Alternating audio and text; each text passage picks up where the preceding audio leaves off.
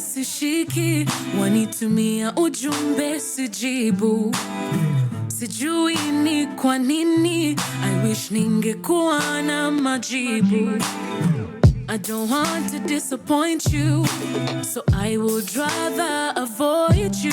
But believe me, I feel you, na ni kweli ninajaribu, lakini moyo wangu huenda du du du du. Every time I think of me and you, I'm afraid that I am going to love you, then later I am going to lose you. Moyo wangu huenda du du du du. Every time I think of me and you, I'm afraid that I am going to love you, but I'm gonna try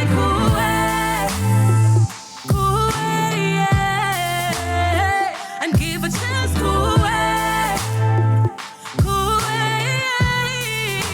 utando lwa miluka kifuna ukupumelela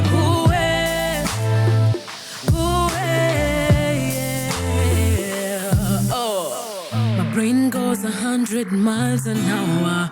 I think of everything that could go sour. My heart really wants this to work out, and I'm terrified of getting a blackout. Lord forgive me, I have been running away from my true feelings, and it's time to stop being afraid and face my true self.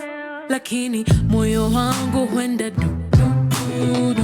Every time I think of me and you, I'm afraid that I am going to love you, then later I am going to lose you. Moyo wangu huenda du du du du. Every time I think of me and you, I'm afraid that I am going to love you, but I'm gonna try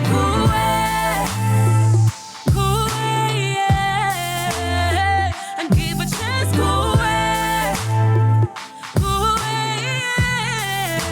utando lwa miluka kifuna ukupumelela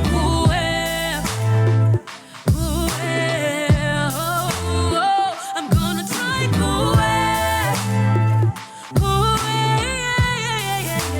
utando lwa miluka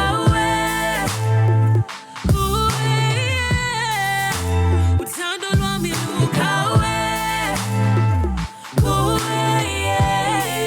kifuna ukupumelela kifuna ukupumelela kifuna ukupumelela kifuna ukupumelela kifuna ukupumelela kifuna ukupumelela kifuna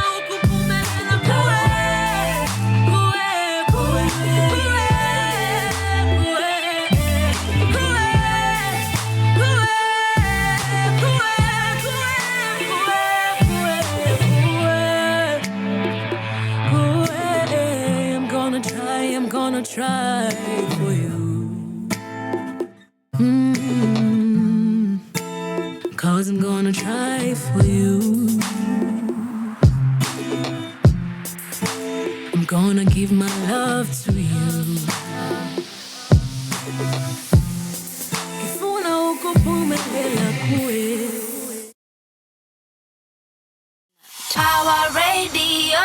Alrighty, welcome boys and girls, ladies and gentlemen. Welcome to a very special edition of the Pawa Morning Drive show. My name is Wanyoike and I am your host. That was Miss Sero with Kue, and it's playing right here on Power Radio, where you tune in and power up. And I'm quite excited to have this conversation today. I am joined by the one, the only Dyalekt, and not to worry if you do not know who he is. He's going to be introducing himself in just right about now. Good evening. Hey, peace, good peace, evening, peace. Good morning. Good evening, good morning.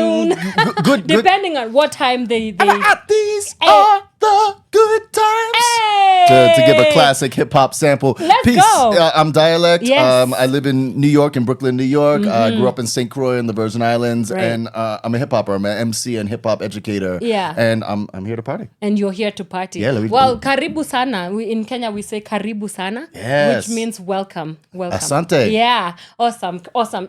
Before we even get into the conversation that we are going to have today, tell us something about where you're from. I mean, you just said you're an island boy. I want to shout out the Virgin Islands, St. Mm-hmm. Croix in particular. Yeah. We're a small island. We're near Puerto Rico. Yeah. It's a territory of the United States. Okay. So we are citizens, but we don't have full rights. We're not allowed to vote for president unless you move to the States and transfer your location to over there. Right. There is a lot of great culture, and there's also a lot of great poverty, as you know, many of our Caribbean islands are treated as such. Yeah. Beautiful music. I'm a rapper, and I'm one of the early people in the hip hop scene there. I think I'm like second or third generation, if we're really thinking about it. I'm from a crew called Cypress Syndicate. There were like 15 of us at some point, because we were all the people who liked rap on the island. Yeah. You know, island people would be like, hey, that's Yankee stuff. Take it back to Babylon. And all that kind Babylon? of vibe. We would sit in, because that's what we call the States, is Babylon. Okay, it's Babylon. And in New York, there is a city called Babylon. Oh, where? In which state? In New York State. In New York State. Yeah, in New York State. Okay. One of the it's right out there. Okay. But we have calypso music, we have soca music, we have reggae music. I guess our most famous artist is the Midnight Band. Midnight Band is a roots reggae band that's amazing, wonderful folks, and I love how much y'all love reggae out here. Oh yeah, we do. I mean, our producer we call her the reggae nerd here.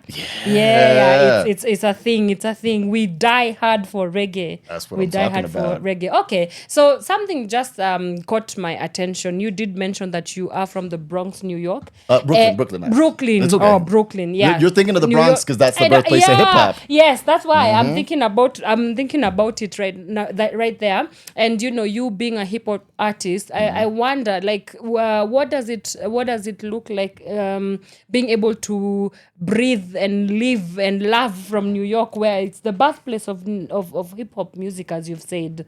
Yeah, you know, I think it's part of why I became a professional in it. I started rapping my senior year of high school. On St. Croix, like I said, we'd be sitting in the back of the Calypso Jam, kicking our rhymes and things like that. Yeah. And it was fun, but I don't think we took it seriously yet. I went to the States. I wanted to be an actor. My mom, parents are like, well, you better be a lawyer too. So we're doing all of those things. And I accidentally got a manager who was from the Bronx. And he was part of the Universal Zulu Nation, which is the old school, true school, as they say, people, some of the original people who started hip hop. And when you go to Crotona Park in the Bronx, they're still there. Okay. Most of them didn't get rich and famous because they were the ones who were exploited for other people to go and take things from. So I got to understand that the real hip hop isn't the thing on TV. Yeah. It isn't simply what is put out on the radio or what makes a lot of money, but it's the people and how the people take care of each other. I got to meet recently, very cool, these 60-plus-year-old ladies named Debbie and Terry. Okay. Debbie and Terry invented Somebody Say Ho! Oh, yay! Millions of people have said that over the years. All over the world. They were never given a penny for it. Yeah, wow, that is just it's amazing. And one of the reasons as to why I found your work. Now, for people who do not know, you're also the co-founder of Pocket Change, and you are in the business of building financial futures through hip-hop pedagogy. Yes. I mean, that is a mouthful. So we will... we can unpack that. We have to unpack, okay? Most definitely. All right, so let's just start off with Pocket Change. First of all, that name. Where does that name come from? I'll tell you, it's from a poem. There's a playwright and poet from America called Gertrude Stein, and she once said, the money is always the same, but the pockets change. Money's not in the same pockets after a change, and that's all I got to say about money. Okay, right. And the meaning behind that is that money itself is not something to be focused on, but what is it doing? How is it in motion? How does it remain in motion? How are you a part of that system? And that's the thing that we understand about it. Amazing. I was supposed to ask this question. yeah, You just introduce yourself. Dyalekt. Because when we just met, I was like, what? That's a cool name. What's the inspiration behind the name Dyalekt? So in St. Croix, we have a lot of different dialects. Okay. I was born in the States. I moved to the island. I hear all these sounds and all these pieces. creoles and slangs and the ways that language fit together. And the big thing that I realize about people, and I guess my work is, I'm trying to communicate. Okay. We're all trying to communicate, We right? all are, we and I all think are, that yeah. sometimes we think that other people don't understand us because they speak a different language. Yeah. I'm being metaphorical. Sometimes Yeah. we literally speak different languages, Yes. but it feels like you're a whole language difference. And I think that between most people, Yeah. it's not a language difference. It's just a difference in dialect. I say a word slightly different from you. You have an understanding that's slightly different from me. And if we could come a little bit more to the center, we'll understand each other better. Right. I found it to be so fascinating that you've decided to take on a genre of music as hip hop, as cool as it is, and kind of using it to teach about financial literacy and financial sustainability. First of all, how did that come about, and what are the connection points or the nexus points between hip hop and pedagogy, just even as a whole? Yeah. So I'm going to do the origin part, and then we're going to talk about the pedagogy and how it fits together, because it did take me a while to figure that thing out. Yeah. I told you I went to school to be an actor. I wasn't thinking about education. But I was working with a law office, and the law offices, they represented these police officers who shot an African immigrant over 50 times. It was this, terrible scene, and they came back popping champagne bottles. Okay. And I was like, I don't think I want to be this. So I started performing more, to, try to make some money, try to, figure my life out. Yeah. And I was invited to perform for students. And I was like, sure, yeah, I'll try it. I don't have curse words in most of my rhymes, so I went and did it, and it changed my life, because I like performing for drunk people in a club. No, y'all are a fun group, but when an 8-year-old's like, in the second stanza of the third poem, you said this, and they just asked What was that? right, these deep questions, and they were Yes. so present. And I realized I had found my audience. Okay. And I was like, I want to talk to you Yeah. because you really inspire me, and we have like this great thing. Yeah. So I started learning about education and taking some classes, getting put in some places. And I was wondering why I had not cared about my studies in high school, but I was learning everything about hip hop. Oh, I everything. went to the parks, I went to the b-boy jams, I went to the graffiti artists, not just my art, the rap part, right? I went to all of the elements. Right. I wanted to know the history. If you had, What were the hot spots of this, whether it's beatboxing, MCing? So MCing, Yeah. DJing, b-boying, b-girling, or breakdancing as some people call Yeah. it, Graffiti. and graffiti Yeah, art, yeah. and beatboxing was known as a part of MCing. MCs used to beatbox, and Okay. now not a lot of them do. So Yeah. beatboxing is kind of like a floating fifth element. Some people accept, some people don't. Yeah. All of these parts are all fascinating, and I wanted to know who did it in different countries, what was the thought process behind it. And I said, why didn't I care this much about my studies? And it's because they weren't engaging. Okay. It's because they didn't matter to me in terms of art. Yeah.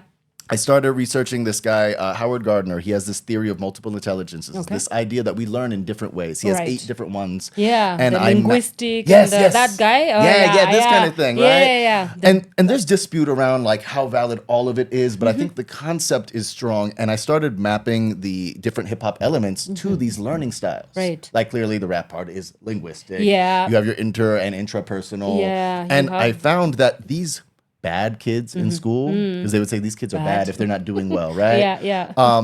These kids who are considered bad are not bad. They simply need another way to be engaged. Right. That kid who is doodling, I've looked at the studies that have proven scientifically that if you are a doodler, not for everyone, but if you're the type of person who likes to doodle, if you listen to a lecture while doodling, Yeah. you will retain more of the information in the short term and the long term Wow. by doodling. Look at that. So encourage these kids to doodle. yeah. That kid who's sitting sideways in his chair, fidgeting, causing a disruption, they're not meaning to be disruptive. Their body needs to move. So can you find some movement-based activity? For them.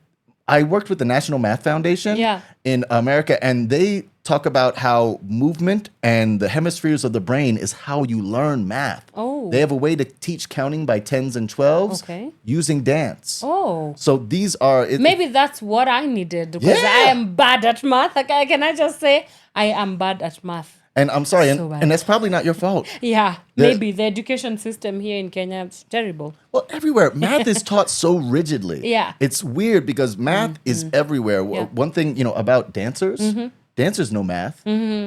Football players know math, right? Yeah. If you're out there kicking a ball and it's going in an arc You're and a curve, calculated. you're a physicist. You are a brilliant scientist For who sure. knows math, who Yeah. knows all of these Yeah, things. yeah. You know it in your body. You may not be able to explain what happened, Yeah, but you're able to apply it. Yeah, physical intelligence. I think that's one of the things this that is all of the those guy things. talks about. Okay, cool. Okay, so for somebody who maybe is interacting with the term pedagogy for the Yes. first time, what is pedagogy all about, and how does it relate to hip hop? Yeah, no, Yeah. that's a really great question. Yeah. So, where pedagogy comes about, I'm trying to find like the real layman, easy person, because we can get technical and then it's even more confusing. yeah. But it's more about how you do your teaching rather than the specific things in the lesson plan. Okay. Your pedagogy is your approach. Okay. It's the way that you relate to your students. Yeah. It's the way that you set up your room. Yeah. It's, to use a slang term, it's the vibe. But it's not just slang. Vibe is literal. It's the vibration you bring into the room. You can walk into a room with a funky attitude, right? Oh, yeah. And 30 people in the room, especially if they're your students, Yeah. they will feel that. Yeah. And it will be a bad time. Yeah. You're going to see them acting out. You're going to see them talking out Right. of turn because that energy is in the space. So it is what we bring so that we can be the leaders in the room because we are meant to be the models. Yes. And as far as hip hop goes, hip hop has inherent pedagogy about it.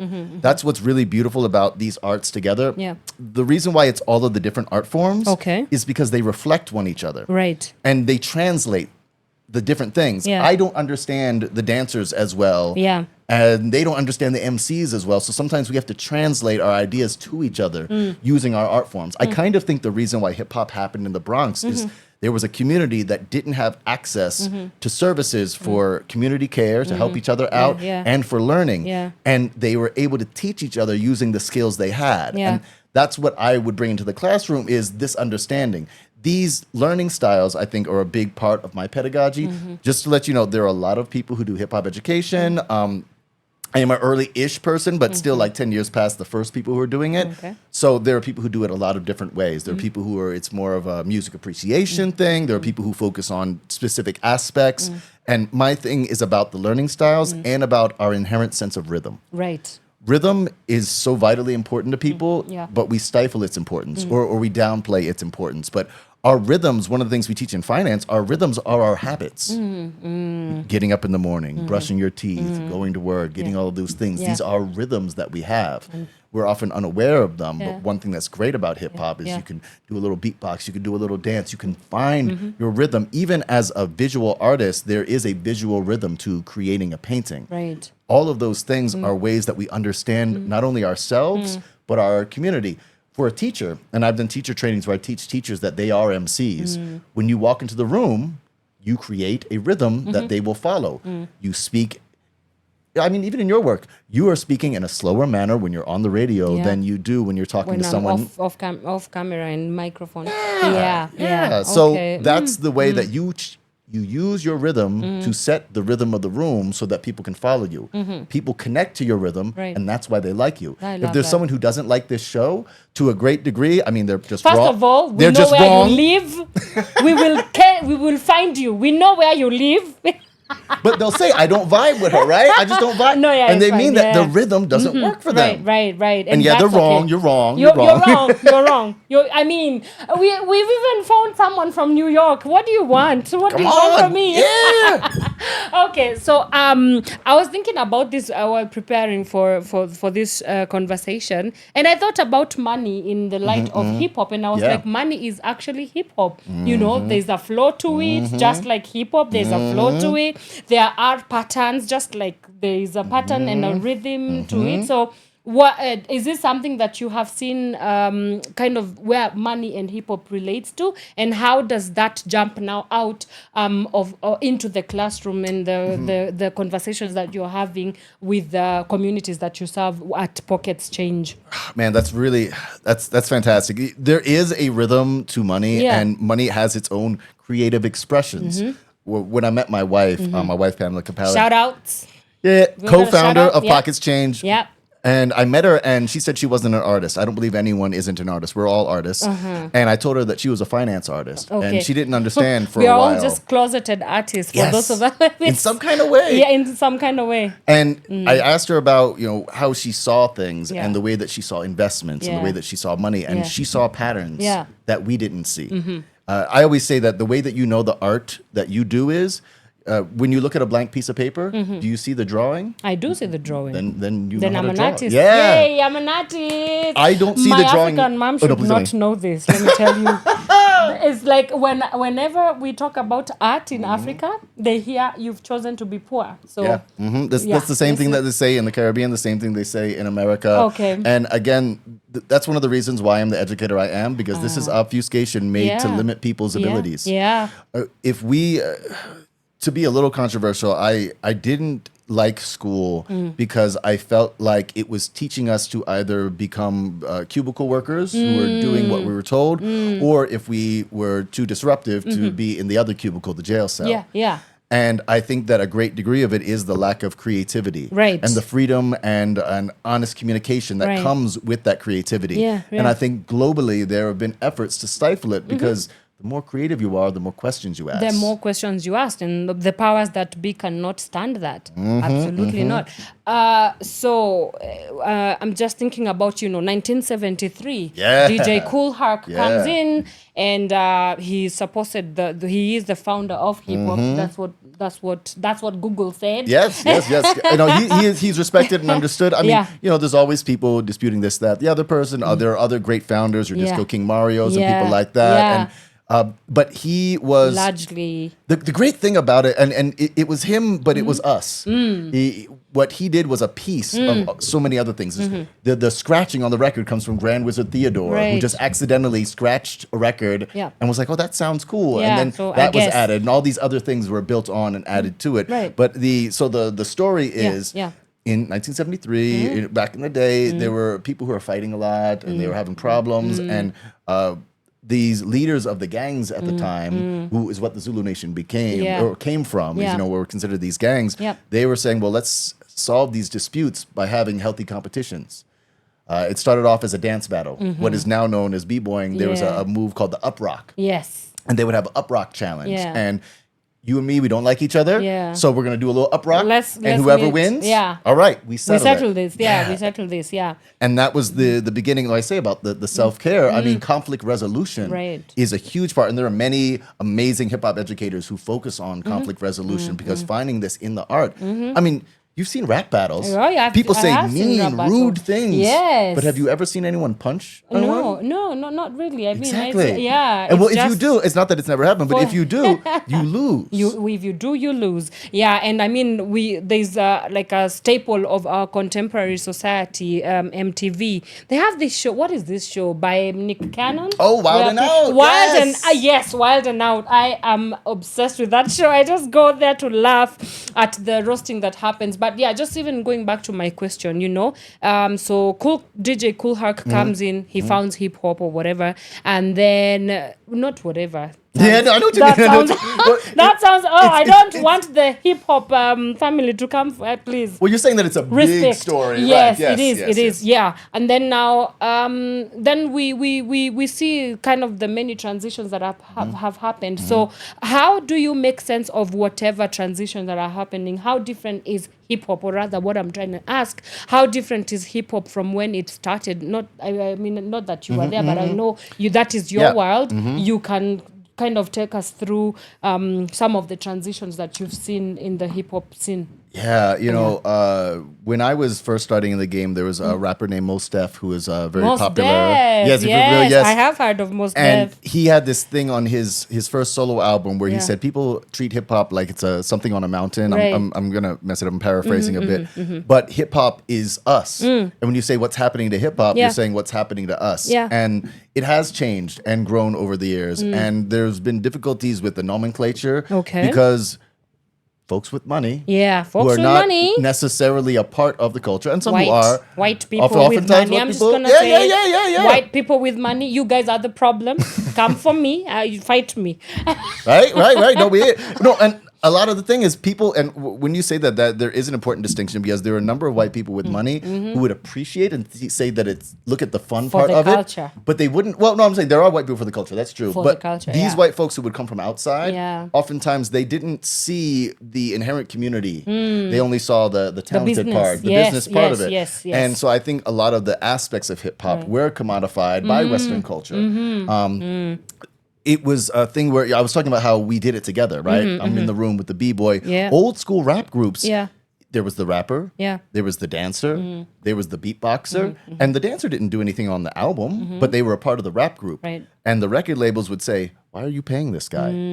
They didn't make this song. Yeah. This isn't a part of what you do. And things where the community aspects were whittled away Yeah. in favor of a star model.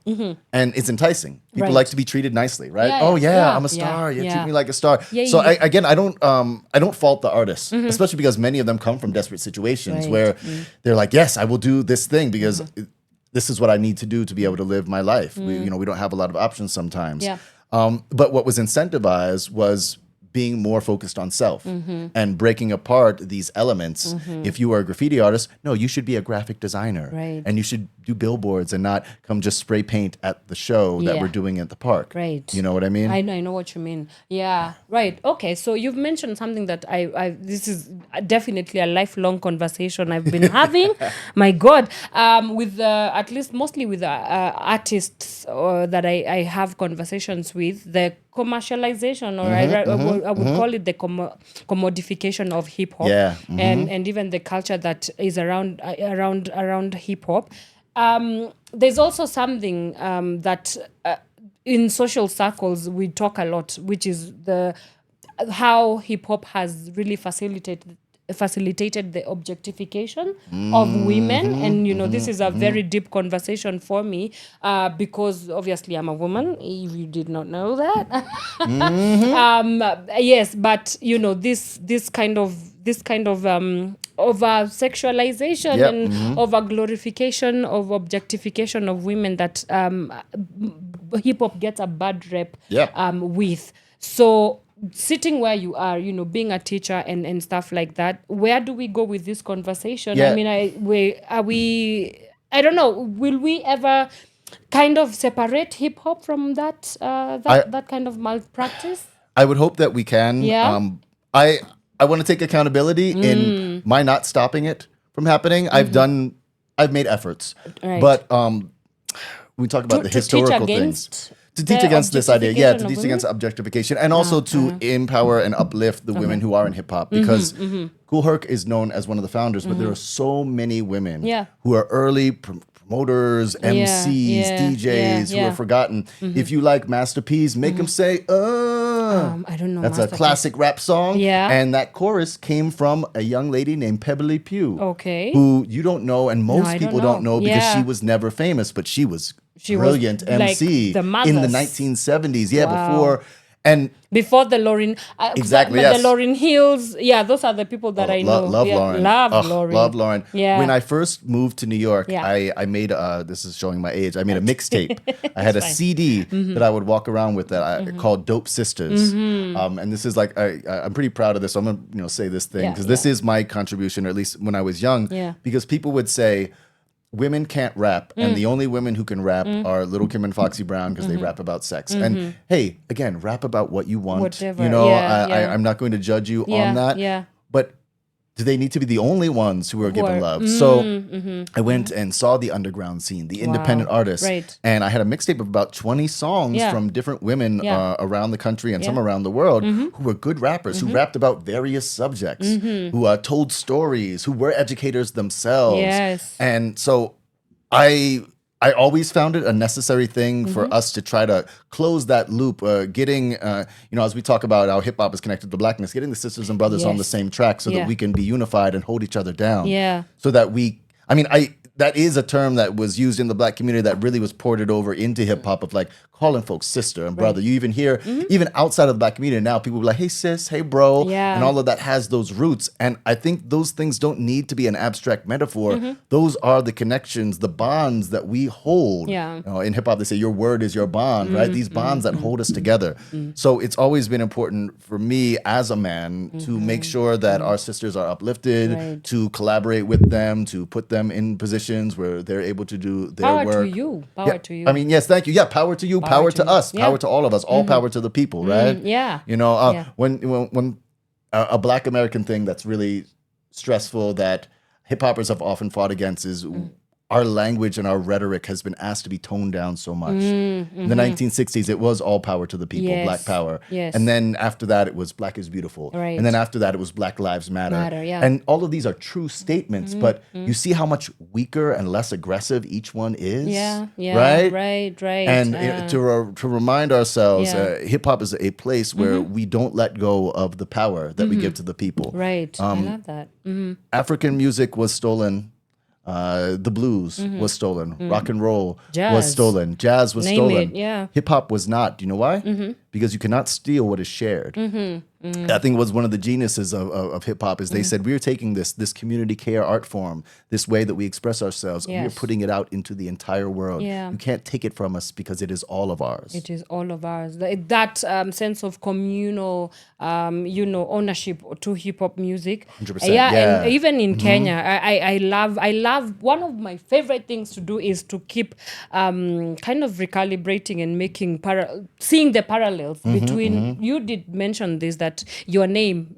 Dialect, we are all one tribe. It's just different expressions of who we are. So it's kind of really cool to see those different connections and make those different connections. Right. Okay. So let's now shift gears to there's a song. No, not a song. You are at a conference. Oh, yes. And the beginning parts of the conference, you said that all teachers are artists and all artists are teachers. And I thought that was so cool. Would you want to talk about that a little bit? Yes. I want to brag about my wife a little bit again. Please. It was a gala for an after school program. Yeah. PACE, the Partnership for After School Education. They are big overseers of a lot of after school education in New York. Yeah. And it was an award I won. Yeah. Oh. And Congratulations. thank you. I've often shied away from awards because again, I think I see them as selfish or they feel like celebrations of those kind of things. And What was the award about? it was about being an excellent after school teacher for I've been doing this for about 20 years now. Okay, So okay. I've got a pretty decent resume. And my Right. wife behind my back, Yeah. she wrote an application endorsing me to get this award. And I won the award. I really appreciate her for sharing those aspects of myself that I was not ready to share on my own. Right. And when I gave my speech, I wanted to bring this idea to light that all educators are teachers. I was talking a little bit about how everyone is an artist. All educators are teachers. All educators are artists. All people are artists. All birds sing. Not all birds, like penguins don't sing, but like every bird that sings, Yeah, like every yeah. type of bird that sings, they Yes, sing. yeah, And there's no Beyonce bird that sings the best. And, No Beyonce or maybe bird? there is a bird that sings better than all the other birds. There probably is. We need to go on a haste and But just the other birds don't stop singing. Right. And we're humans. We make art. That Yeah. is just a part of it. Maybe you do it for a living. Maybe you do it to in cope. the shower. Maybe you do it in the shower. Bathroom records. Yes. The karaoke. Oh yeah. Do all of that stuff. Yeah. You drink and draw. You go to the sip and paint. Anything, whatever it is. You dance at the nightclub. We make art, and it's an important thing for us to be able to make art and to be artists and educators. I mean, even further than that, we employ so many creative skills to make sure that our students understand. Right. When I talk about the ways that different kids learn, Yeah. so many teachers already knew that and are doing things that aren't in the lesson plan because they're paying attention. You know, a good MC, when we're rocking the room, they say MC means move the crowd, right? Yes. And when I'm watching them, Yeah. I'm noticing sometimes I've seen MCs be in the middle of a song Right. and they'll stop the song and do a freestyle because that wasn't what the audience needed at the time. And teachers do the same thing. They will flip it up. They will find games. They will find other ways to explain. They will create cultural relevancy. Yes. And they use all of the creative skills at hand. And many of them, like you're saying right now, they don't feel like they're artists. Yeah. And I want them to remember that they are Yeah. and that it's a beautiful thing. I actually, I have a song that I just put out called Damn It Feels Good to Be a Teacher, Oh. which is a cover of the Ghetto Boys, who was a Okay. rap group from the 1990s. Yeah. And these were gangster rappers. I really loved how smart their work was and is because they would talk about the tough times in the community, how things are rough, and they would do the braggadocio and they would cuss and all those kinds of things. Yeah. But also they were giving you the context of the world. Right. There's a song they made called "The World Is a Ghetto," where they talk about Houston in Texas in America, where they're from. They talk about Rwanda. They talked about all around the world. Detroit. Yeah, all. I think they do mention Detroit. All of these different places where Yeah. people are being treated the same. Yeah. So this song about being gangsters and how being a gangster is really being a stand-up person, being there for your community. And I had a really good day teaching. Okay. I was working with some students. Yeah. They were incarcerated, which often means that they don't really respond as well because they're in a tough situation and they're like, I don't care.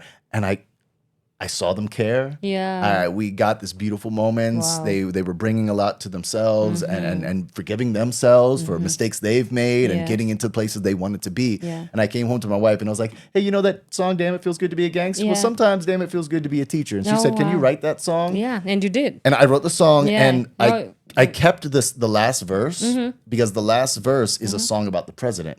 This song is from 1992. And if you listen to the song, Yeah. it could be today. I It could be mean, 1832. the It could be timelessness any of president you've hip-hop. ever heard. Yes. So I kept that verse, but I rewrote the verses to talk about teachers and how teachers are. Right now, educators around the world are being demonized. Oh, okay. They say that we're indoctrinating our students, that we're changing them from this into something that their parents don't want to be, whether it's about their gender, about their learning, about their understanding of oppression, all of these types of things. And I want to remind teachers that you are great. Okay. You are artists. Yeah. You are doing so much for your community. And especially those of us who are a term called teaching artists. That's where I started out, where we weren't always in the classroom Right. because they didn't allow a lot of art. A lot of the arts has been taken out of class. Yeah. So now at 3 p.m. when you're finished to school, Yeah. you go to the after school program and some dancer will teach you some things. And these artists, these educators, they find themselves trapped within these worlds and don't know that they're a part of both. I didn't. It took me so many years to realize I'm not just an artist and I'm not just an educator. You're both. I do it all at once. When I Yeah. make an album, Yeah.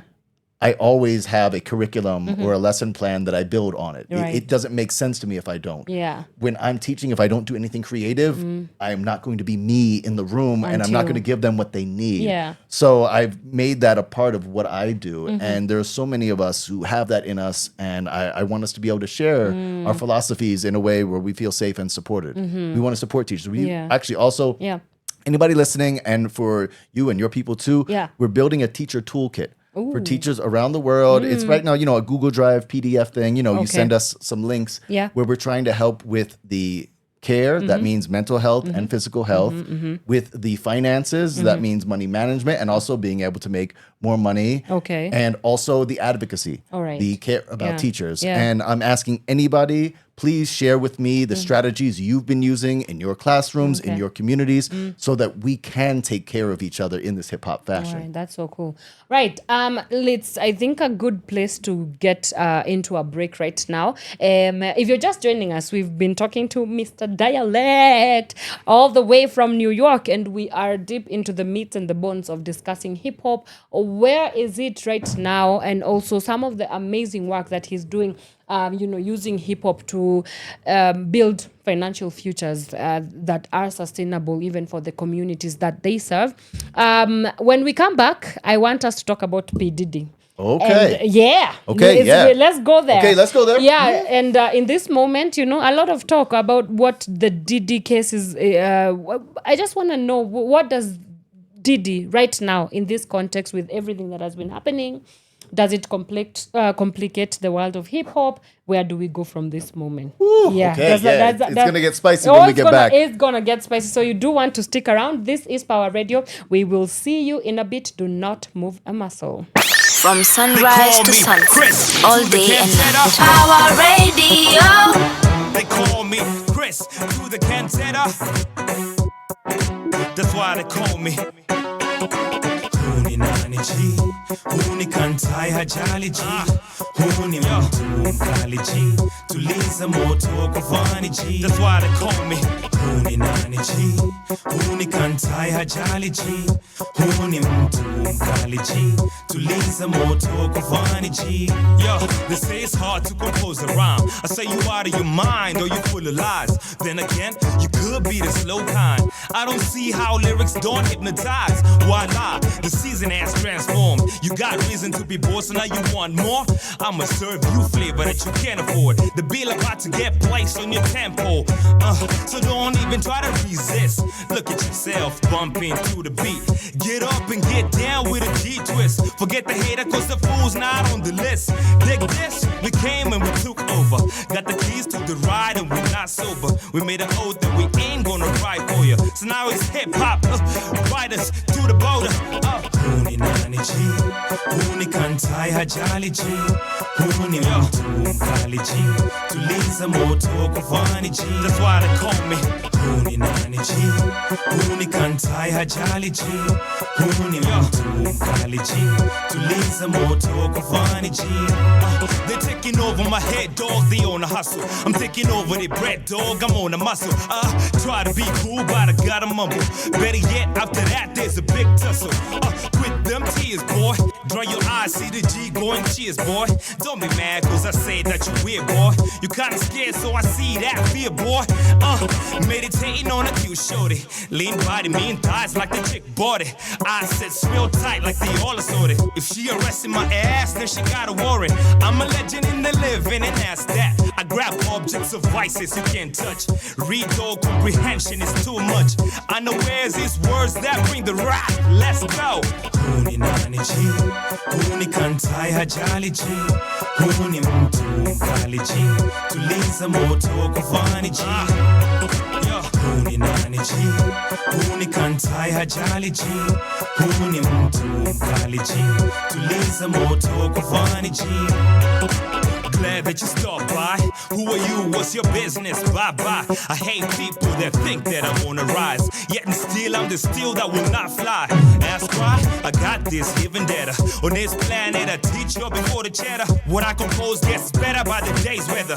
That's why they call me Chris to the Cantata. Huni nani G, huni kantai hajali G, huni mtu mkali G, tuliza moto kufani G. Huni nani G, huni kantai hajali G, huni mtu mkali G, tuliza moto kufani G.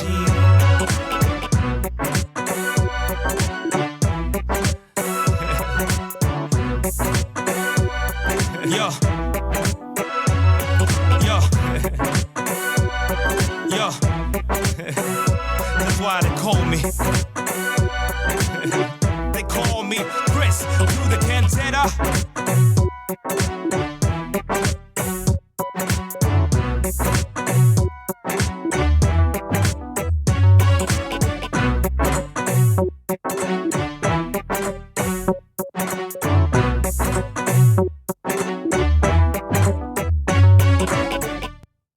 From sunrise to sunset, all day and night. Power Radio. Alrighty, welcome back, ladies and gents. That was Miss Chris to the Cantata. Mana play hapa hivi Power Radio, and we are still talking all things hip hop with Mr. Dyalekt himself. I got the power. You got the power. Wait, talk about hip hop and finance. If I can do a real quick story. When I was young, please. I met a great MC. He worked at the job that I was working at.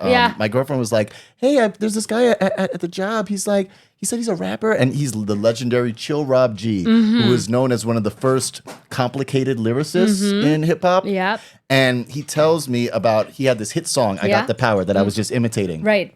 This big song, and a German group made a remix of his song and took him off of it. And that German group got signed by his own manager, and his manager would pit them against each other. Right. Book them on the same block, in the same neighborhood, on the same night, see who did better, and push the one that did better. And the German band with the more resources, more connection, of course, they did well. And he was not allowed and not able to profit over his own work. Yeah. So when you talk about hip hop and money and the way that people are taking advantage of it, shout out to Rob, amazing MC, brilliant person, and it wasn't your fault that folks treated you like this. Wow. And it's the job of us MCs to be able to tell these stories. We're in the space. He told the stories that weren't being told. Wow. And now we must continue that. Shout out to him. Yes. Right. Before we went into a break, I had just, kind of jabbed us into the whole Diddy stuff. Yeah. Yes. I mean, So let's talk about Sean. Let's talk about Sean. Let's talk about Sean because I think you lose. Yeah, because you lose your fun name when you start abusing people. Exactly. I think, right? So let's talk about Sean and what it portends for the present and the future of hip hop as a whole. So he was there's always a lot divisive. Of moving pieces. Yeah. This, yeah. He was always a divisive figure. When he first came on the scene, I mean, one of the things that was like the bad thing that they said is that he threw a party when he was young, still college age, and there was some violence broke out. People got hurt. I think a couple of people might have died in it.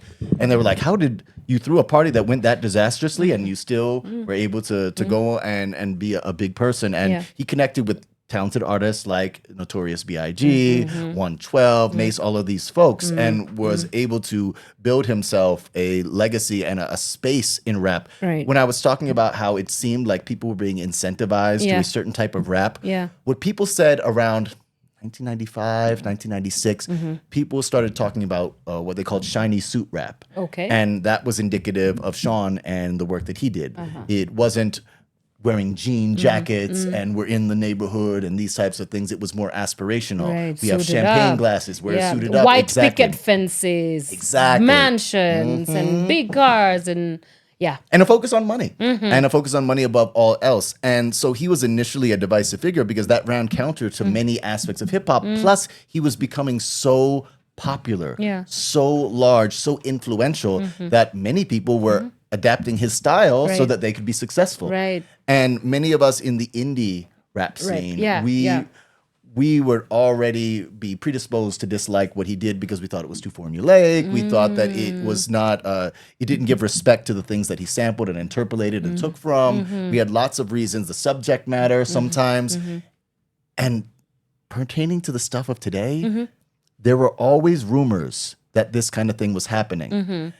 And I think we only even have... from early on. Early on, yeah. Okay. You would see like a rap battle from 1999 and someone would be like, yeah, I'm going to do you in the behind like Puff did. I mean, I'm saying it, sanitizing it very much, but you know what I'm saying? Yeah. People would bring up these things and there was people like, oh yeah, don't mess with Puff Daddy. He's going to do this stuff. Don't talk, because that's what they called him at the time. Don't mess with Puff Daddy. He's going to do these things to you. He's going to take advantage of you. And there were rumors that floated around. But when you have power, when you have influence, people will say, well, no, he's on TV. Right. What do you mean he's abusing people? What do you mean he's hurting people? Yeah. You know, it's lack funny. of accountability just because you hold power. Well, and in this gangster rap space where people are talking about a lot of violence, it's very easy to mistake violence in the art, which is, expression of your frustration, your anger, all of these things, with what's actually going on. Yeah. Because at the time, people were like, yeah, there may be gangster rap, but there's also death metal, where, these people where it's largely white, even though metal also has its roots in Africa, right? But largely white, or at least seen as that, they would be, biting the heads off of pigeons and saying satanic things, also, things that we'd be like, well, why are you not demonizing these people based on these lyrics? So don't demonize us based on our lyrics. So it was allowed to hide in that liminal space. Yeah. I understand, right? Because we should be allowed to express how we want. And, but with a lot of money and influence, that's the space where abuse can happen. And you've seen that in rock and roll. You've seen that in all of these genres. Oh, across all boards. He's not the only person to have taken advantage of his ability and of his power and of his access to hurt people. There have been many folks, even folks in our own communities, and it's shameful and hurtful. And I think that it's counter to the real principles of hip hop, this thing that we actually love. And what's funny about it is hip hop itself is a term that came from the commercial folks. They were like, oh, this It was supposed to be making fun of us, right? And we were like, no, we're going to take this on. I think like how Black people took on the term Black, it was dark, scary, violent, dreadful, unknown, dreadful, all of these things. And people said, well, no, my mother told me, Black is when you combine all of the colors on the color wheel. And what it actually means is unity. Oh, wow. Right? But we had to find that definition, just like hip-hoppers. Kind of reclaim. Yeah. So in the midst of all of this, there's so much space for people to be selfish, to be hurtful. Especially, Biggie was such a celebrated MC. To many people, he's the greatest of all time. Right. An amazing flower who was very honest about his frustrations. He had this brilliant song called Suicidal Thoughts, where he talked about how he grew up poor, life was tough. Sometimes he didn't like his own decisions. Sometimes he didn't like himself. So maybe he should die. That's why the album was called Ready to Die. And there was this nihilism that was in this space, right? Yeah. So if you hear then in the nihilism type of world that these guys are actually abusive, it's not that surprising. But also we need to give people room to express that. So there was a lot of room for him to be able to do his thing. Right. Plus he had money. Plus he had the backing of labels and access and whatever. It's like the Harvey Weinstein, right? There were a lot of people who are at fault for Harvey Weinstein who were not named, and there are a lot of people who are at fault for exacerbating, for endorsing, for allowing Puffy to go out there and do his thing. Yeah, right. And speaking of nihilism, I always find hip hop to be I cannot separate struggle with hip hop. Yes, there are parts of hip hop that I find very celebratory. This kind of bubble gum that hey, let's come, let's party, let's have a good time, all right? Always fun, let's siesta. But then you think about the nihilism of hip hop, and there's this now deep, heavy stuff that hip hop kind of deals with, which is the revolution and the movement. Is it that it was set up like that because of just the origins of hip hop, and are there spaces for us to interact with hip hop beyond the revolution, beyond the movement? Would it be taking away from the essence of hip hop music? Because hip hop is not just a genre of music. For sure, it is it's a movement. It's an identity at this point. So where do you what are you what's your take to this kind of sentiment? Yeah, I'm with that. And, I'm going to get a little etymological or into the words and where words mean. Revolution is a circle. In hip hop, we create a revolution, literally, to revolve. Oh, okay. Revolution is a circle, is moving, right? And we revolve. In hip hop, we have what we call the cipher, where you'll see rappers or dancers, they'll be in a circle. And even in my classrooms, we try to replicate that, where instead of one leader who is the star, the leader is situational. And it's a circular thing. Yeah. And revolution, what was it? Revolution starts in the mind is the quote. And the revolutions, the changes that happen, they happen within us and in our communities. And we all have different roles to play. I am an MC. I am an educator. I am here to teach you things. I'm here to move the crowd, motivate the community, to make change. And there are other people who have other aspects. And some of those dive directly and deeply into history. Like I've got a rap song that is basically talks about the history of how African people were brought to the States, how laws were given and changed over the years to disenfranchise us in many different ways. And that's a good and heavy song. And after listening to my good and heavy song, where you can say it's good or not if you like, it's your, but after listening to that song, then you might need the party time fun song, because it's very important that we are also able to be joyful in this. Yeah. And it's not, there's an argument about it because some people say that you should be more serious about this revolution, about this change. We need to be militant and military. And other people say, well, we need the silliness and we need the fun. And I think that it's necessary because this is our life that we have. And we cannot have any expectation that the world will change for us. All that we can do is provide the thing that we need to our community, whether that's local, global, and whoever that works. Gotcha. And if we are not able to find some moment of joy in that, what does that say for the people who watch us? For our youth, right? That the only way to do these things is to be this type of mercenary who never smiles. And one, you're not going to attract people in that way. Yeah. And two, I think that we are a wonderful, multifaceted people who should not be condemned to a life of struggle. It's been called the beautiful struggle, and I understand the pride and the honor of helping other people, and I've done that to myself as well. Where I've put myself in a position where I haven't had a lot of joy. In fact, just to be really honest, I feel like I haven't made enough music that shares my own joy because I'm often trying to connect people's struggle and strife and have found that a deficit in my artistry and just my person. And this song here that I was just mentioning, this is one of my first real attempts to give myself joy. It's great, and I should be giving other people as well. But to remember that I teach this for teachers, especially about finance. We have this idea that we want our community to be happy. Right. We want them to be healthy. We want them to be paid. And what we have to understand is that we are not saviors of our community. No. I'm not a savior. I'm a member. If I'm not happy, if I'm not healthy, if I'm not paid, then neither are we. I say that speech to teachers all across the country. I've said it hundreds of times, but even now me saying it to you, there's a little part of me. Well, there's a little part of me that's like, am I? Right, yeah. But the thing of it is, I feel like joy is also part of resistance. It is. It is part of resistance. It's part of the revolution. I'll tell you what. I'll tell you a story. Tell me, please. So, June last year, the world, I don't know whether you heard about it, but we were out in the streets as a country to, for protest against a very punitive anti-finance bill.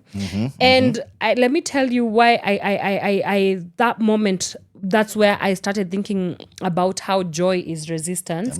People would spend the whole day on the streets getting chased by tear gas canisters. And then in the evening, they would put on music and dance and have a good time. And I was like, the powers that be cannot stand this. They cannot stand this moment, what it means, what it looks like, because Kenyans had decided, you know what, you're not going to take away our joy from us. It is part of the struggle. It is part of the resistance. And so I kind of thought that that's really cool. That's so powerful. That's it. It's the essence of it. Yeah. So anyway, but let's digress now or still continue. But no, I love that though. No, right? Don't let them, with the, I was in New York when 9/11, the attack on the towers, right? I can't wait to say I was in New York. Yeah, come through. Let's party. I'll come. But they would say this thing in the States of don't be afraid because of terrorism, because that allows the terrorists to win. And I think any type of terrorism, tyranny, right? That's part of it. Taking away people's joy, taking away people's daily lives, so that now you must be a soldier and not simply a person who sometimes will have to fight, right? That takes away our humanity. And then it helps make us into the things that the oppressors or those who hate us see us as. So we ain't gonna let them dictate who we are. Absolutely not. Right? Not even our joys. Absolutely not. Yeah. All right, so do you want us to talk about didactism and, part of your teaching, part of your teaching, and even the reason as to why you're in Kenya yes.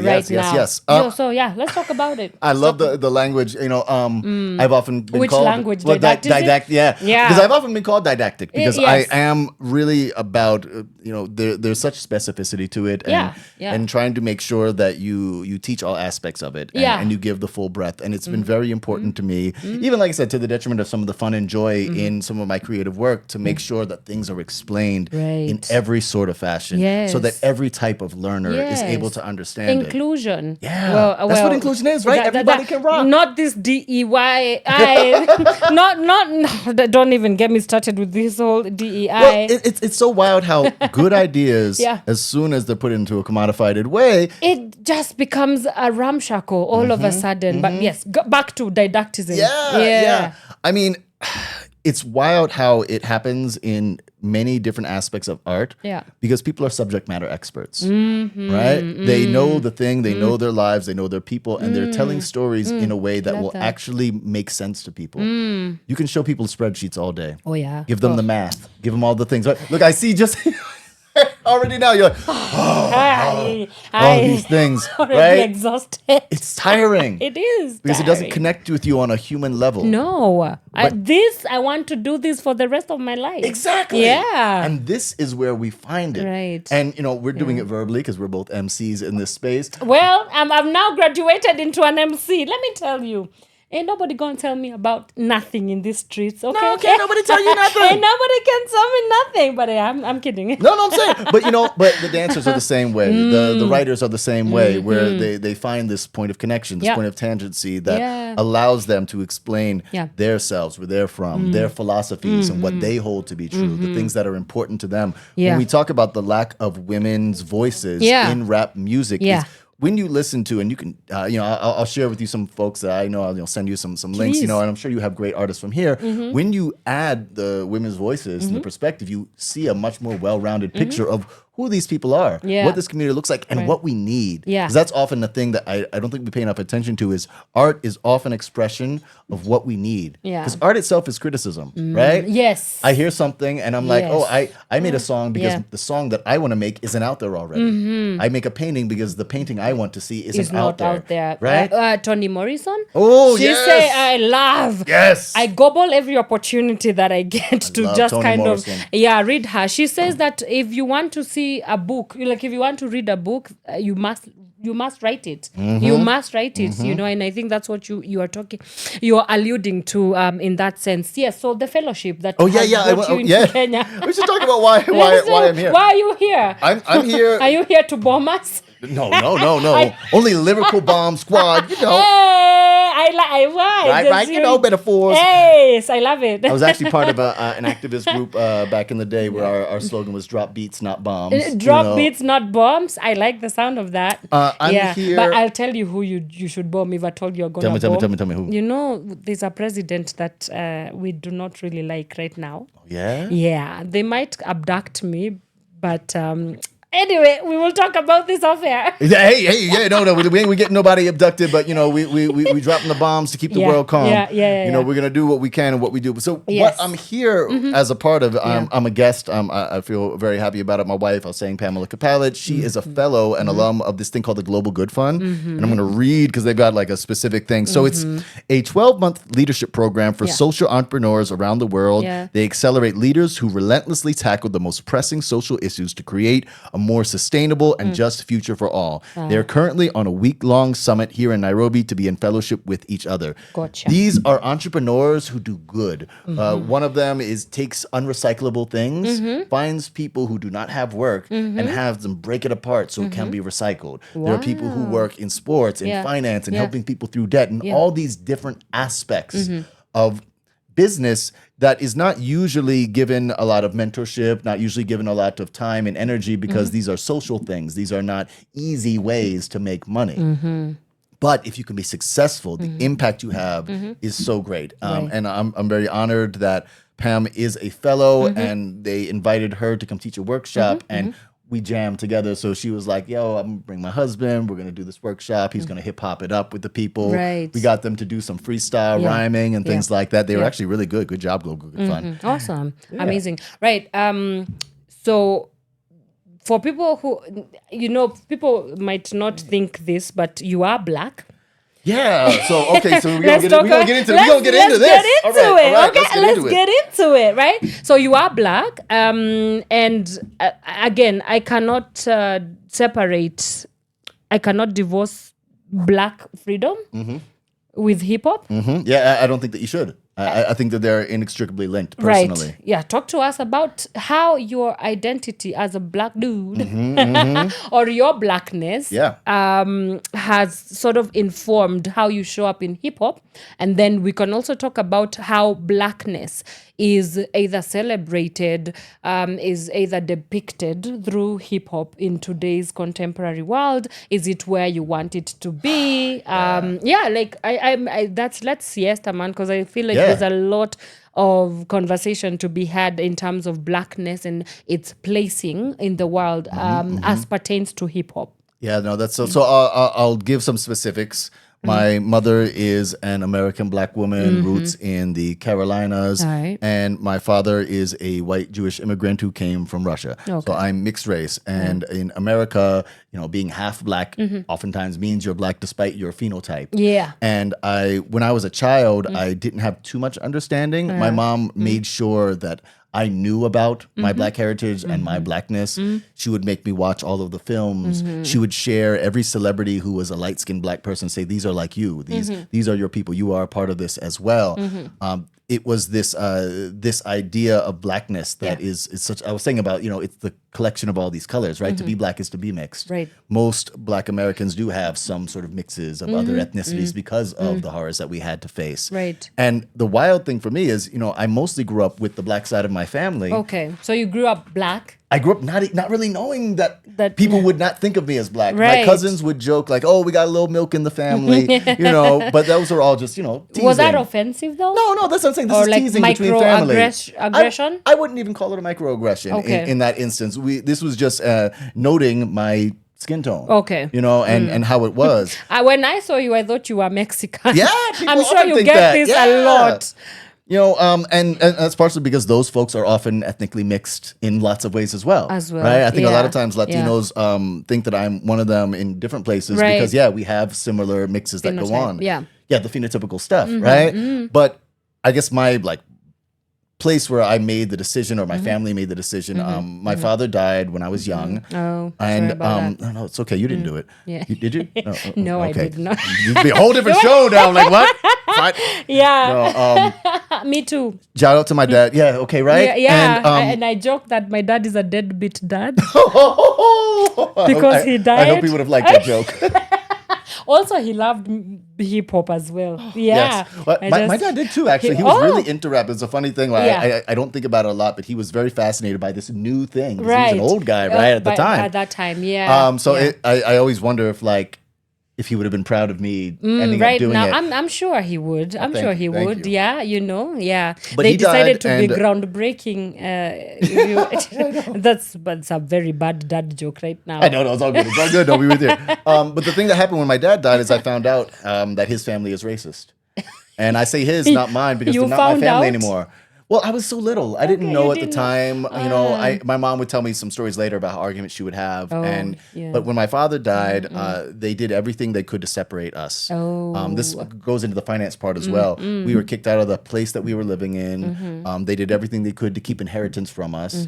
And they did everything to let me know that I was too black for them. Okay. I have a brother and sister who are more phenotypically black that come from my father. All right. Different mother, my father was around black people in Philadelphia, Pennsylvania, and, those are the people he dated. Yeah. And they were never even mentioned by the family. They kept me away from them. Because I was phenotypically like this, yes, I was accepted more, but when my father was gone, they completely cut me off. I haven't spoken to them since. And so that's been my world. I later then moved to St. Croix in the Virgin Islands, and I used to introduce myself and say, "Hi, I'm Dyalekt, I'm black and Jewish," so that I wouldn't get into troubles. Because we would get into troubles. People would, get very angry about race in the United States. And when I got to the island, they said, "Me ain't care." Me and care. Yeah. What part are you Me from? and care. Right? It was like, wait. You have to teach me. Is that patois? Yeah. It's like Crucian patois. Yeah. They're like, it didn't matter. These things that mattered were more, what do you do? How do you care for your people? What is your community? And I got to see that part of it. And to be in a place where it's not that in the Caribbean blackness is uninterrupted by whiteness, because, it's off. It's global. It's global. It's everywhere. But when most of the police officers are black, when you go to the courthouse and the judge is black, the grocery stores, the owners, all of these things, it is a different understanding of what our place can be. Right. And it was an eye-opening thing to be black doesn't mean to be subjugated. That's not the point. We are not united You got to in put that. that on a t-shirt. Yes. You ought to put that in T-shirt a t-shirt. people, please go and do that. Yes, to be black is not to be subjugated. Oh, yeah. But we think that sometimes, even to be honest, in my own work, I have talked a lot about blackness and said things, talked about the things we want to raise the alarms about, right? Yeah. And those are important. We need to know about it, but we cannot only share those. In America, we often talk about how many times when we talk about blackness, we start with the enslavement of African people. Oh yeah. When that's not Why start there? Whole Right. identity of being black. I love that. Yeah. We were mentioning earlier when we were talking, you know, I think something that's beautiful is just this decision to collectively, globally say, hey, yeah, we've been oppressed, but like you say about joy, we will still find joy together. Yeah. We will understand our commonalities. Yeah. We eat foods that are similar. Yeah. We dance to rhythms that are similar. We understand each other in their way. Even my pale, what they call me, light, bright, damn near white behind. That's what they right? Yeah, you know, that kind of thing. Or high yellow, any of those things people would say. Yeah. I would see a black man in Europe and we would give each other the black man nod. The nod. And we would, you know, this moment where we let each other know, hey, I got you. I see you. I see you. You are me, I'm you. And to bring it back to the teacher and the artist thing, art and education are both primarily about helping people be seen and helping them understand how to see each other. And right? Because see themselves. Yeah. Yeah, because then see we'll learn. Themselves. Yeah. If I don't see myself, I can't see you. I won't participate. Yeah. No wonder these kids aren't coming in and handing in the reports. It's not because they're not smart. That's right. It's because they don't feel like anything they do matters. And they're not necessarily wrong. Oh, I love that. Sorry, getting all soapboxy, you know. No, I'm not. How much time do you got? We have all the time. No, we can rock. So there is a lot of cultural exchange between the Africa and the African diasporas, whatever that looks like. You know, America, African Americans, Black people on the continent, and outside the continent. As pertains to hip hop, how excited are you by this cultural exchange? Do you think we needed it? Do you think it's gonna be? Should we obviously celebrate it? Like, what does it mean for the whole game of hip hop? One thing that I found is I want to bring it back to the pedagogy thing. Yeah. When we talk about rhythm. Yeah. The being able to understand rhythms that come from outside of your space and connect to them is a very hip hop thing. As a rapper, right? I am not a good rapper if I can't rap to any drum that you give me, right? It can't just be the boom bap or, the easy, what we know about. We're in a drum circle. I'm in a salsa place. When I said growing up with calypso, I used to rap too fast because, calypso music, ding, ding, ding, ding, ding, ding. So, our tempo was very fast. So when you can come and connect with someone and understand their rhythm, you understand them better. And we're able to communicate. And when I say understand them better, I'm not just being metaphorical and saying, we feel better and people. It's like dreamy language stuff, is found in rhythm. The reason why oftentimes if we talk about like race things, like white people will have trouble pronouncing African names. Yes. But they will have no trouble pronouncing Polish names that are similarly outside of English language, right? Yeah. There's extra syllables, there's these unspoken A's and U's and all these things, and they know how to do it because they understand the rhythms. And what I found, this hip hop thing has allowed people to be able to understand many other rhythms of speech. And it will allow you, because you may learn words from a language, but if you can't pick up the flow, right? Yeah. Spanish speakers, if you go to Puerto Rico, they speak so fast. And even if you are a native Spanish speaker, you might not be able to understand everything that is being said. Right. It's their rhythm and their tempo. Right. So this hip hop thing where we take control and we share our rhythms and tempos, I have seen, and in myself and my peers, people being able to understand language quicker, foreign languages, know how to pronounce people's names pretty quickly, and finding these ways and incorporating that into our world, which makes us more well-rounded, more talented, more interesting, more communicative people. Oh, wow. It's a good place again to take another breather as we go and just husa and kind of just listen. Just take a moment to digest everything that we've been talking about. We need to do that. We need That's to do that. That's very hip hop too. Is the breath. The breath is the first part of rhythm, right? There you go. Yeah. So let's do that. Yeah. Let's do that. Can we do a box breath together? Let's do it. Yeah. So, take us to a break. Most rap music is 4/4 time. It's Okay. because the 4/4 rhythm is kind of the rhythm of our bodies. Okay. So we're gonna breathe in for 4 seconds, Okay. hold it for 4 seconds, and then breathe out for 4 seconds. Anybody who's at Let's home, do feel it. free to do it with Yeah, us. let's do 1, it. 2, 3. Let's breathe. Hold it. 2, 3, 4, and. Hey. Do you notice the and I know dead air is not a thing we like on the radio, but did you notice how quiet it got? It actually did go weirdly quieter than weirdly before. Quiet. Yeah, I have been in rooms with hundreds of people, and we'll do that exercise, and you'll feel just pin drop silence. I don't know, because I'm a sanguine and I do not know what to do with awkward silence. So I don't know. Similar, but the silence is not awkward. That silence is that breath before the rhythm starts. A loud silence, yes, you would call it. Was a very loud silence that allows us to be like, hey, we're here. Yeah. A good time to take a break. Please, we will fight you if you leave us. Be here. Be here. We will be right back. From sunrise to sunset, all day and night. Power Radio. From sunrise to sunset, all day and night. Power Radio. Alrighty, welcome back, ladies and gents. That was the one, Calligraph Jones with Yes Banner, and it's playing right here on Power Radio. I am still into the thick of it with my guest in the studio, Mr. Dyalekt himself. Thank you for allowing me to hang out with you so much. Of course. And we have been talking all things hip hop and the amazing and cool stuff that he is doing through hip hop, even for the community. We've talked about culture as well, blackness, and just kind of assessing the politic of hip hop and its placing into the world. And we are about to just kind of conclude our conversation for today. So, yeah, not to worry. Let's get back into it. So yeah. So we're going to go now. We've gone so many places. We've gone so many places. I know. It's been all over the place, but it's great. Fine. Yeah, it's hip hop. We find rhythm. We find rhythm in the chaos. Woo, bars. Where do you think hip hop is gonna go next? Maybe in the next 10 years, and specifically also talk about artificial intelligence. We are in this kind of digital revolution. Yeah. That is affecting all life as we know it.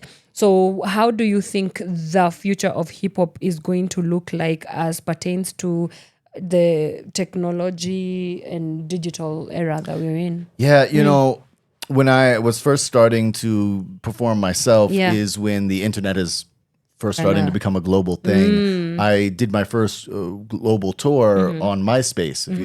You're too young probably to remember. MySpace? It was a social media platform that people in different countries had. Was that the Instagram before Instagram? Way before Instagram, Okay. yes. It was kind of music focused. Okay. So they had, as a musician, you could put up a music player that would play in it. And we met artists around the world and they would come by us and perform. We would go by them. Yeah. And I think that hip hop really did benefit from the global understanding because all of these different perspectives and stories made it stronger.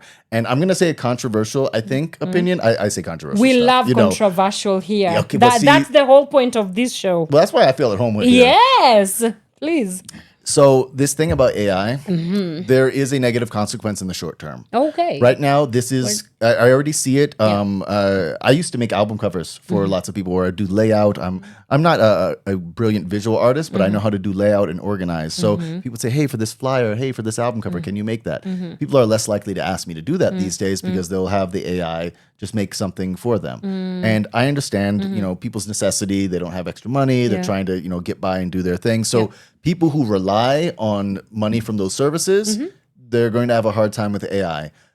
But that being said, and I think this is the controversial part, I don't think that it's actually bad for artists because you talk about the commercialization and the commodification, right? Hip-hop, yeah. If you are a graffiti artist, you are told that you should become a graphic designer, you should build billboards, you should be making the album covers, things like that. And AI is taking that away, which means you can go back to the wall, which means that the real art that happens between humans, that is gonna always be with us. And if you take it away from the commodification, then a lot of the things that we see as negative, a lot of the types of abuse, a lot of the star type of thing goes away, and it returns to MCs in a circle sharing their knowledge and experience and connecting with each other as people. It becomes dancers sweating out their pain and stress in a space that is safe for them. It becomes a space where DJs are able to curate their ideas. Because there's already the playlist playing in the restaurant. Right. They don't need us for that. And I know we have we've been like, hey, let's use our skills, let's use our art. We come from the generation of what hustle mode, commodify everything that you do because we're trying to get these side hustles and do that. And I think this allows us, or will allow us, an opportunity after a lot of difficulty and pain to be able to go back to that. I talk to young people who have told me, and this isn't everyone, I'm not trying to paint a utopian idea, but there are young people who tell me, social media, that's for you old people. Oh. What are you doing on social media? That's so fake. There's nothing real on social media. Where are they connecting? They're in their communities. Oh, that's very They don't utopian. record it. That's like I said, utopian. it's not all of them, but just seeing that some are doing it. That it's possible. Yeah. You know, we were talking a little bit about science and stuff, and there's this. I don't know enough to really explain it. So excuse me, scientists, if I mangle this. Yes. But this idea that when an atom is observed, it changes properties. Oh. Right? Oh, I've never heard of this. Yeah. See, it's way past my scientific grade to explain above your what's pay grade? happening. Yeah. But there's this idea that, right, when you're observing things change. And I noticed that.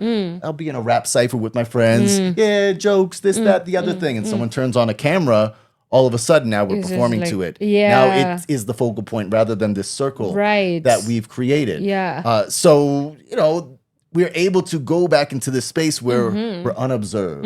Well, what is it that women have been often saying, and I love my sister for this, I do not want to be perceived, right? Us, It's yeah. not to be perceived, not to have someone like, oh, you're good and you're not good. I don't care. I don't care. I want to tell y'all, if you don't like my rap, that's fine. Yeah. Part of me will be sad about it, but the smarter part of me does not care. Yeah. Like I said about the Beyonce bird and all that, Right. art is made to be done. We don't. It doesn't have to be good Yeah. for it to be legitimate. It's it just needs to to be connect. made. Yeah. It's just to we be must made. participate. I think that's the thing. You know, when we talk about the revolutions. I know Right. we're like pulling, but like Yeah. the thing about revolutions and changes and doing what we want means participating. Yeah. And the thing that the digital divide and AI, I think, is making difficult for us is it is limiting our participation in art. Theater is great. People love Shakespeare because Shakespeare made theater at the time when you threw fruits and vegetables at them if you didn't like it. People participated in the show. They were a part of it. The audience was necessary. Now, when you go to many a Broadway show, and shout out to my Broadway people, many of you are talented, but if you go to a Broadway show and you sneeze too loud, you know, it's a whole thing. It's a thing, You yeah. are not a participant in the art. And even social media with the AI, you're not even posting. It's fake posts from something else. It's not even your picture. Yeah. And limiting our participation is making it so that we don't have a voice. We don't have a say and aren't able to affect culture. Right. And thus, the programmers who are often, led by some powers that be or some moneyed individual, Yep. they get to run things. So Yeah. taking things out of that space gives us, again, quote, Chill Rob G, the power. Right. And that's the real power. That's the real power. You know, yeah, I mean, it's really catching up so fast. Like I was seeing a billboard on social media the other day, and it literally said that being human is so 2009. I lost it. I just about lost it. And they were like, and that's why you need to use this, our artificial intelligence tool. And I'm like, no, excuse me, sir, or ma'am, whoever you think you are, to replace humanity. Yeah, so kind of that's what we are having to grapple with. Never in my life would I have ever thought that I would be fighting for my existence and my being as a human with some machine. Like this is not something that I thought that we would be having a conversation about. But even just staying there, in as much as we like to celebrate the evolution of hip hop, right?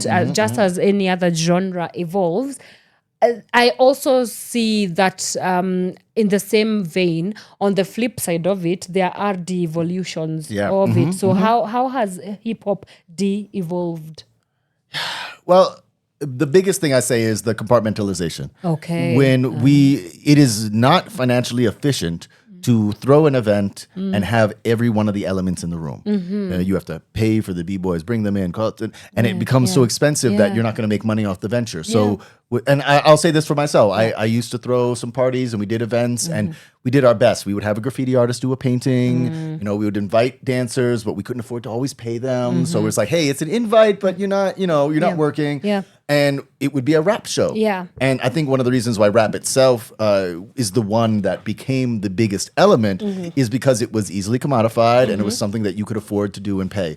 And so I think one of the devolutions that folks are just now starting to bring back around is that we are not doing it in relation to each other. We're not sharing with each other. We're not going to the graffiti event. The graffiti artists are not coming to us. They're doing their own thing. And when we do it together, it all makes so much more sense. Because like I said, we're able to translate to each other and make these things work. I was working with these guys at 5 Points. They called it the Graffiti Hall of Fame in Queens, New York. Yeah. Amazing graffiti artists. Shout out to all of these cats who did their work. Yeah. And there was a question of whether they should be able to continue. The person who owned the building, they wanted to do stuff. And I walked to the community board meeting. And this is something that's probably one of the most, like my most proud things that I got to do. Yeah. I walked into the doorway and before I even stepped in the room, a graffiti artist grabbed my shirt and said, "Hey, rapper, get on stage and talk about us." Because they don't talk. They don't That's talk. not how they express. They paint, They're painting at midnight with no one seeing, but they still want to express. Right. I'm a talker. And they knew that I could translate what they do and what they love in this verbal way that would connect to people. We're able to hold each other down and protect each other in that way. There are certain visual and physical ways I'm not able to express. So I must get with the breakdancers. I must get with the artist to be able to express those things in ways that I cannot. And then I make more sense to the world. Right. I'm safer in the world. Yeah. I'm able to find my opportunities and my communities. So there's no hip hop. You can't decenter these other forms of hip hop from each other. Basically, that's what you're saying. Yeah, they're always present in some kind of way, shape, or form. All right. As we come to the close of our conversation, my goodness, which I have absolutely loved. Where can people find you? What are Yes. Everything. So Dyalekt is spelled with a Y and a K rather than I and a C. It's Dyalekt. And there's a website, thedyalekt.com. You can reach me at Dyalekt on most social media. Dyalekt@dyalekt.com is my email.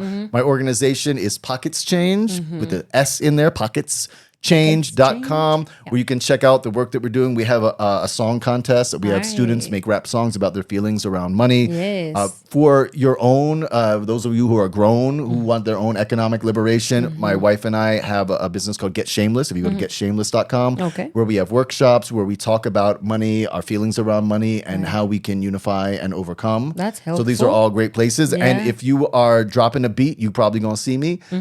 Start a cipher and I'm there. All right. Cool. Just give us one or two fun things that if people like myself who want to come to New York, we can look forward to. What is the most New York thing? What is the most? The most New York thing. I mean, there's, food. One thing I love about New York food, Yeah. and this is semi-controversial opinion, but New Yorkers know this is true. New York has every type of food except for the food that you're from. Oh, because you know what's missing. Wow, I see what you mean. I love people to. Oh, the Caribbean food is so good, and I'm like, they don't have the ingredients. They don't have this one spice. I go to the Chinese food spot. And I'm like, oh, this Chinese food is so good. It's so authentic. And then Chinese people are like, but it's got amazing approximations of every type of food. Every type of food you can imagine, and great mixes. And one thing we talk about, like race and ethnic mixes. Yes. When you go to find what they call fusion food in New York, there's two types. There's one where somebody had an idea of mixing things. All right. Don't go to that one. Don't. Go to the one where it's not good for the tummy. Dad was Cuban, mom was from Cambodia, and that's why you have both of those foods in your life. Because they were like homemade recipes and whatnot. It's your thing. Gotcha. Yeah. So is it like sold on the street? Is it street food, or how do I? We have some street food, but there are restaurants. I mean, part of this, after the pandemic, everything has become, and after is like a relative term even, right? But with the pandemic happening, it caused a lot of places to close, and a lot of places are more delivery based. So, it's getting, it's cool because New York has always had that. This is just a place. There was if you like vegan raw food, there was a place that did soul food, but vegan raw food. And it was just in somebody's apartment in Harlem, Wow. you would come up and knock on the window. Yeah, and, and just like, hey, yep, hey. and they give you your I'm stuff. here, New yeah. York always has that. So cool. What I love about New York and the hip hop thing of how New York is like, it'll never let it go, Yeah. is because every time something is taken away from the people, another group of people, Comes in they find another avenue. to do Have it. you ever heard of Shakespeare in the Park? Shakespeare in the Park. Yeah. No. So there is a thing where they do Shakespeare in the Park for Okay. free. And it started off as these hippie actors who were just doing it because they wanted to. And the police said, hey, you can't do that. You're trampling the grass. And they said, well, give us a space to do it. And now it's an institution. Celebrities Wow. do it every year. Oh, wow. You have to stand in line for hours to get a ticket because, again, it's free tickets, but, to this 'cause, amazing like, thing it's- with these yeah, big stars. It's this big thing. We always do That's so that. cool. And if that gets taken away from us, Yeah. I mean, already the same people do a mobile Shakespeare unit where we go into the neighborhoods that aren't able to come out there. Or I know a great company that's Shakespeare in the parking lot where they just did it in some parking lots. Wow. We will take over the subways. We will take over the ferries. We will go to all the places like Cool Herc. Yeah. They stuck the turntables Yeah. into the lamps outside Wow. because they didn't have access to power. And now it's a thing. Yeah, now it's a thing. New Yorkers are indomitable. Wow. No matter what happens to us, we are always going to find a way to collectively grow. And a huge part of that is the hip hop. And I don't care what genre of music you like. You could be the heavy metal person, the reggae person, Whatever. what kind of art you like. You could like portraits or landscapes. When I talk about hip hop, I mean this spirit that really doesn't have a name, Okay. that connects and unites all of us. You see it in your sci-fi movies, your fantasy movies, where they talk about some mysterious vibe. This is the vibe that we create with our humanity, with our rhythms, with our questions, our fears, our bragging, all of the things that make us us, so we can understand, forgive ourselves, and move on. Wow. It's a good place to end the show. I think so. I think so, yeah? Yeah. Thank Dyalekt. Thank you so much. This oh my was God. a really fun conversation. I would love to Yeah. rap to you anytime. Yes, please. When you come back to Nairobi, let's find time to do this again. Please. Yeah? And when you come to New York, then we'll do it in New York too. Yes, we will do that in New York as well. Oh yeah, from your mouth to God's ears. Thank you so much for even the amazing work that you're doing. Do it for the culture. Most Do it definitely. for the culture. Hip hop, hip hop. Okay, Oh. I'm done. I'm out, guys. There's no more words left in me. That's it. I'm done. Wait, let's see if you You do the